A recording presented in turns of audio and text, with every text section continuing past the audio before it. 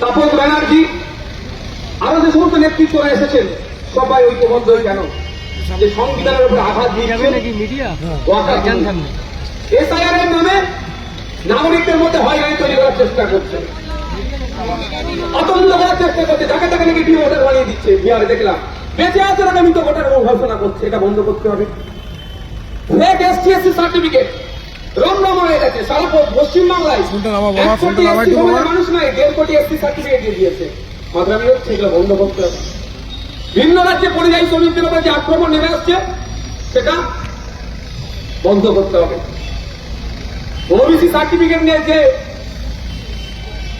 পিছিয়ে বর্গে হিন্দু আর মুসলমানের সাথে যে বিচারিত হচ্ছে, এটা বন্ধ করতে হবে।